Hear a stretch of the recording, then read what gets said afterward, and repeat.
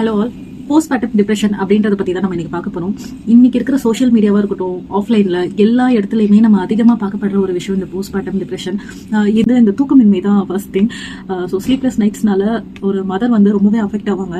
அந்த டைமில் யாராவது நான் கொஞ்ச நேரம் பாப்பா வச்சுக்கிறோமா, நீ போய் தூங்குமா அப்படின்னு சொல்லி ஒருத்தர் சொல்கிறாங்க. கொஞ்ச நேரம் தூங்குறாங்கன்னா அது வந்து வெளியே வரலாம், பட் அது நமக்கு இருக்காது. எங்கேயாவது யாருக்காவது இருக்கலாம், பட் எல்லாருக்கும் அது கிடைக்காது. ஃபர்ஸ்ட் திங் ஸ்லீப்லெஸ் நைட்ஸ்னா, இந்த செகண்ட் திங் பிரஸ்ட் ஃபீடிங். ரொம்ப பயங்கரமான ஜர்னியாக அதுதான். ஏன்னா வந்து நம்ம இப்போ ஒரு மதர் வந்து போய் சாப்பிட்டு திரும்ப வராங்கன்னா அவங்க உடனே ஃபீட் பண்ணுவாங்க. ஃபீட் பண்ண உடனே அவங்களோட எனர்ஜி லெவல் அப்படியே டவுன் ஆயிரும். ரீசனாக அவங்க ஸ்டாமினா, ஃபுட் எல்லாத்தையுமே வந்து கொடுத்துட்றாங்க இந்த பால் வழியாக. ஷீ லாஸ்ட் தி எனர்ஜி, அவ்வளோதான். அதோட அவங்களுக்கு எனர்ஜி போயிடும். மறுபடியும் ஏதாவது இல்லது வெளியே வரதுக்கு மறுபடியும் ஒரு இன்டேக் எடுக்கலாம். ஏதாவது சாப்பிடணும், தண்ணி நிறைய குடிக்கணும். அந்த மாதிரி செல்ஃப் கேர் வந்து அங்கே கம்மியாக இருக்கும். Second thing. So first thing என்ன, sleepless nights. Second thing breast feeding. Third, இது ரெண்டுத்தையுமே தூக்கி சாப்பிட்ற மாதிரி ஒரு விஷயம் இருக்குது. அதுதான் வந்து சப்போர்ட்டிவ் சிஸ்டம். சுற்றி இருக்கிறவங்க இது ரெண்டுத்த கூட சமாளிச்சு பண்ணா ஒன்றை சமாளிக்க முடியல அப்படின்ற மாதிரி தான் இருக்கும். என்னோட டிப்ரெஷன் எல்லாம் ஃபேஸை பார்த்து நான் வெளியே வந்தேன்.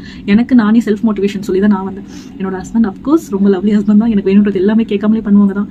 ஆனால் இந்த டிப்ரெஷன் பற்றி அவரால் கூட புரிஞ்சிக்க முடியாது. ஸோ எனக்கு நடக்கும். நிறைய பேர் ஃபேஸ் பண்ணுவீங்க. நீங்களாவது அதுலேருந்து வெளில வந்தாலும் உங்கள் பேபியை பார்த்து நீங்கள் வெளில வாங்க.